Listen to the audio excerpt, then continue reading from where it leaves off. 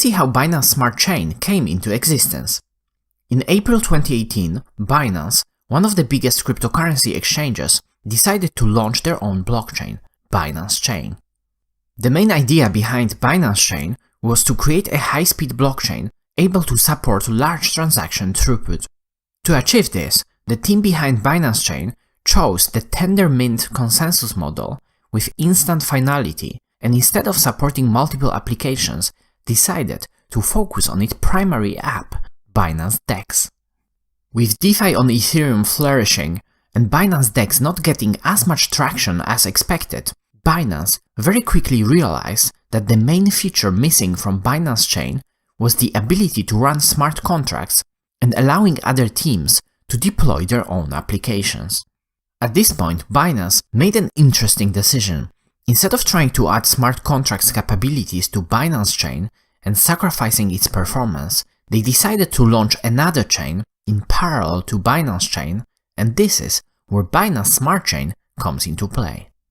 Binance Smart Chain launched in September 2020, and in contrast with Binance Chain, was fully programmable and supported smart contracts out of the box. If you'd like to better understand what smart contracts are and why they are so important, you can check this video here. Creating a completely new smart contract platform from scratch requires years of work and research. Instead of doing that, Binance decided to leverage users' and developers' familiarity with Ethereum and fork Ethereum's Go client, Get. Of course, forking Ethereum without making any changes wouldn't make much sense, so Binance decided to optimize the new chain for low fees and higher transaction throughput by sacrificing decentralization and censorship-resistant properties of the network. This was achieved by replacing Ethereum's proof-of-work consensus model with the proof-of-staked authority model and tweaking a few other parameters such as the block time and the gas limit per block. Before we jump into the details of Binance Smart Chain, let's see why some properties of the network had to be sacrificed in the first place. We can understand this better by revisiting the famous scalability trilemma. The scalability trilemma is a useful model introduced by Vitalik Buterin that helps with visualizing what trade-offs have to be made when it comes to different blockchain architectures.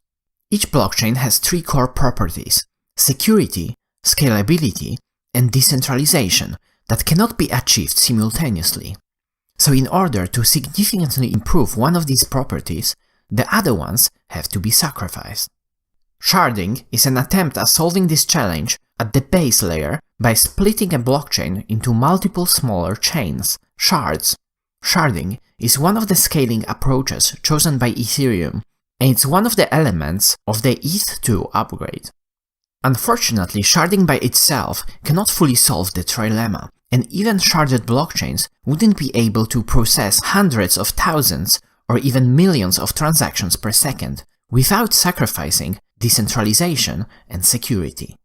This is also why the Ethereum community decided to use Layer 2 solutions that can dramatically increase the scalability of a blockchain without sacrificing other properties. It shouldn't come as a big surprise that there were a lot of other projects popping up that, despite the scalability trilemma, decided to scale up by sacrificing the other two properties. One of the most notable examples was EOS. This is also the approach that Binance Smart Chain decided to go with.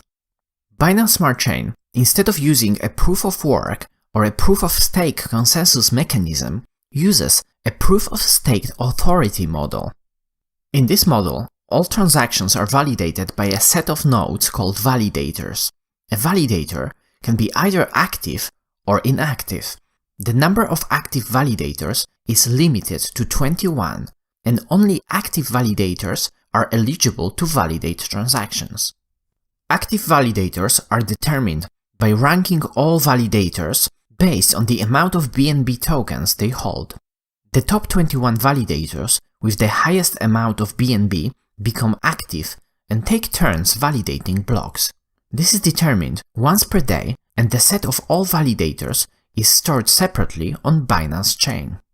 Besides taking BNB tokens themselves, validators can also encourage BNB holders to delegate their BNB tokens to them in order to receive a share of the validator's transaction fees. On this note, all transaction fees on Binance Smart Chain are paid in BNB, which is the native token of the chain, in a similar way to how ETH is native to the Ethereum blockchain. In contrast to Ethereum and Bitcoin, there are no block subsidy rewards on Binance Smart Chain. This means that the validators only receive the transaction fees paid in BNB, and there is no other fixed reward per block.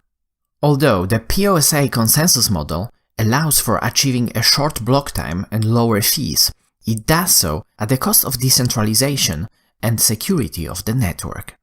First of all, a user cannot just start validating the state of the blockchain in a similar way as they can do it in Bitcoin or Ethereum. On top of this, even if a user could just join the network in a permissionless way and start validating transactions, they wouldn't be able to do it for a very long time on consumer-grade hardware, as the state on Binance Smart Chain grows at a much higher rate than the Ethereum state. Now let's see how the POSA-based model allowed the Binance Smart Chain team to change the block time and the block gas limit. The block time was reduced from around 13 seconds on Ethereum to around 3 on Binance Smart Chain.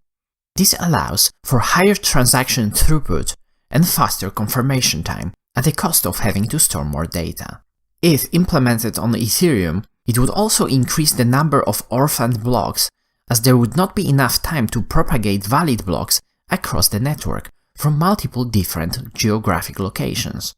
When it comes to Binance Smart Chain, however, this is not a problem, as validators just take turns validating blocks.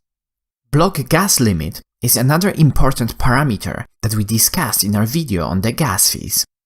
This parameter basically decides how many transactions can fit into one single block. On Ethereum, miners have to come to a consensus and decide what value they want to set it to. Increasing the block gas limit, similarly to reducing the block time, increases the amount of data produced by the blockchain, which makes it harder for individual users to run their own nodes. Again, this is not a problem on Binance Smart Chain, as the 21 validators can just run their nodes on institutional-grade hardware when the state of the blockchain grows beyond what can be handled by consumer-grade hardware. At the time of making this video, the gas limit per block is set to 12.5 million gas on Ethereum and 30 million gas on Binance Smart Chain. By knowing both the block time and the gas limit per block, we can quickly calculate that the amount of data on Binance Smart Chain increases roughly at a 10 times faster rate than the state on the Ethereum blockchain. Currently, with an average block size of 40,000 bytes, Binance Smart Chain grows by around 1.15 gigabytes per day, which is around 420 gigabytes per year. After a couple of years, this of course eliminates most of the consumer-grade hardware. Now, as we understand a bit more about the Binance Smart Chain architecture, let's see what CDeFi is all about. But before we do that, if you made it this far and you enjoyed the video, hit the like button so this kind of content can reach a wider audience. As we know, DeFi stands for Decentralized Finance. CeFi is the opposite of DeFi, and as we can probably guess, stands for Centralized Finance. CDeFi is a term coined by the CEO of Binance that basically describes a mixed solution between centralized and decentralized finance, which Binance Smart Chain is a good example of. So what are the benefits of such a solution? CDeFi allows users to get a feel for using DeFi without paying high transaction fees.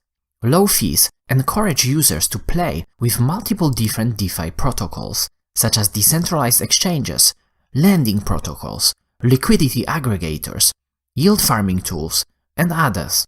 On top of this, CDeFi makes users familiar with common DeFi tools like MetaMask and block explorers. It also allows new teams to deploy their smart contracts for a fraction of a cost when compared to what they would have to pay on the Ethereum blockchain. This way, they can easily test and get feedback on their projects. testing within an ecosystem with actual economic incentives usually works much better than just testing on a testnet. Binance Smart Chain and CDeFi have recently started gaining a lot of popularity. This is mainly driven by the high transaction cost on Ethereum that priced out some of the users. As we know, Binance Smart Chain is a fork of Ethereum and therefore allows for running exactly the same smart contracts like the ones on Ethereum. This allowed the network to quickly bootstrap its ecosystem by essentially either reusing or forking all popular Ethereum services and applications. Users can connect to Binance Smart Chain-based dApps by switching their network in MetaMask. They can look up their transactions on bscscan.com, which is pretty much a copy of etherscan.com. They can trade on PancakeSwap, a fork of Uniswap. They can lend and borrow on Venus, a fork of Compound, and yield farm via AutoFarm, a protocol that resembles Yearn Finance. Binance Smart Chain, similarly to Ethereum, also allows for creating new tokens using their BEP20 standard, Ethereum's ERC20 counterpart. Some Ethereum-based projects also quickly saw the opportunity for expanding their reach to Binance Smart Chain at a minimal cost. 1inch, a liquidity aggregator, has recently decided to also launch on Binance Smart Chain. It's clearly visible that Binance Smart Chain was able to make quite a lot of traction and attract a decent number of users and trading volume in a very short amount of time. A decision to fork Ethereum and allow users and developers to interact with DeFi tools and protocols they're already familiar with was quite clever. The timing was also extremely good. The popularity of Ethereum combined with most Ethereum scaling solutions still in progress and a roaring bull market resulted in high transaction fees that priced out smaller users and forced them to find different options if they still wanted to participate in DeFi. On top of this, Binance was able to leverage its position as one of the top cryptocurrency exchanges and make it easy for its millions of users to easily withdraw BNB and add the tokens directly to Binance Smart Chain. The main question to ask here is if this is a short-term growth caused only by high transaction fees on Ethereum or a longer-term user acquisition. At this point, it's hard to say, but two main things pointing at the former are Ethereum's Layer 2 scaling solutions and the ETH2 scaling roadmap. Both of these can dramatically reduce the transaction fees on Ethereum without sacrificing other properties like security and decentralization. We can already get a feel for it with Matic, aka Polygon, and Loopring attracting more and more users and trading volume. This trend should only keep escalating, with other Layer 2 solutions getting more traction and new ones, like Optimism, fully launching in a matter of weeks. With millions of new users entering the cryptocurrency space, it's also extremely important to make sure they are aware of the differences between DeFi and CDeFi and are able to make their own decisions. At the end of the day, we have to ask ourselves the question: what's the main point of using a blockchain if it's not fully decentralized and permissionless? Auditability? Maybe, but is this really the main value proposition of the whole cryptocurrency space? It will clearly be interesting to see how DeFi and CDeFi play out. So what do you think about Binance Smart Chain? Does CDeFi have a future? Comment down below. And as always, if you enjoyed this video, smash the like button, subscribe to my channel,